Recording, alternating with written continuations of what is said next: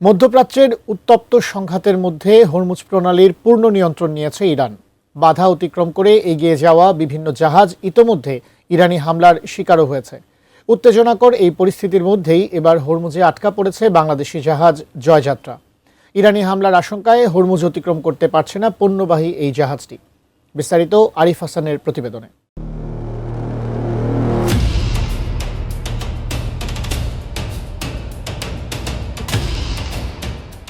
Iran যুদ্ধের আগুনে পুড়ছে মধ্যপ্রাচ্য, অস্থির হয়ে উঠেছে বৈশ্বিক জ্বালানি বাজার। যুক্তরাষ্ট্র ইরানের আগ্রাসনের পর বিশ্বের গুরুত্বপূর্ণ সমুদ্রপথ হরমুজ প্রণালীর নিয়ন্ত্রণ নিয়েছে ইরান। বাধা অতিক্রম করে হরমুজ পার হতে গেলেই ইরানের ক্ষেপণাস্ত্রের নিশানায় পরিণত হবে যে কোনো পণ্যবাহী জাহাজ। গত ২৮ ফেব্রুয়ারি সংঘাত শুরুর পর থেকে হরমুজ, ওমান উপসাগর ও আরব সাগরে যুক্তরাষ্ট্র, ইসরায়েল ও তাদের মিত্র দেশগুলোর সাথে সম্পর্কিত অন্তত ১৮টি জাহাজে ইরানের হামলা চালানোর খবর পাওয়া গেছে। এদিকে মধ্যপ্রাচ্যে চলমান এই উত্তেজনার মধ্যে হরমুজ প্রণালীতে আটকে পড়েছে বাংলাদেশ শিপিং কর্পোরেশনের জাহাজ এমভি বাংলার জয়যাত্রা। ইরানের বিরুদ্ধে যুক্তরাষ্ট্র ইসরায়েলের যৌথ হামলা শুরু হওয়ার পর বর্তমানে নিরাপত্তাজনিত কারণে জাহাজটি ওই এলাকায় অবস্থান করছে।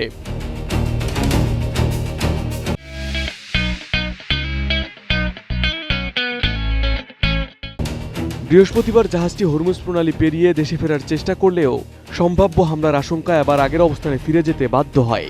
এই পরিস্থিতিতে জাহাজটি যাতে নিরাপদে প্রণালী অতিক্রম করতে পারে সেজন্য পররাষ্ট্র মন্ত্রণালয়ের মাধ্যমে কূটনৈতিক উদ্যোগ নেওয়ার অনুরোধ জানিয়ে নৌপরিবহন মন্ত্রণালয়কে চিঠি দিয়েছেন বিএসসির ব্যবস্থাপনা পরিচালক কমোডর মাহমুদুল মালেক।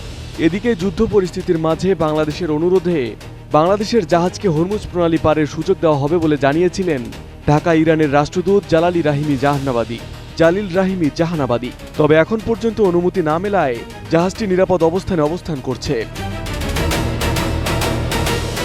জানা গেছে জাহাজটিতে বর্তমানে ৩১ জন বাংলাদেশি নাবিক রয়েছেন।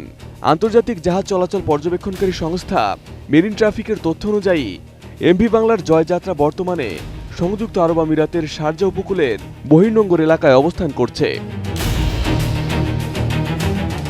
বিএসসি জানিয়েছে, ভারত থেকে পণ্য নিয়ে গত ২ ফেব্রুয়ারি হরমুজ প্রণালী অতিক্রম করে পারস্য উপসাগরে প্রবেশ করে জাহাজটি।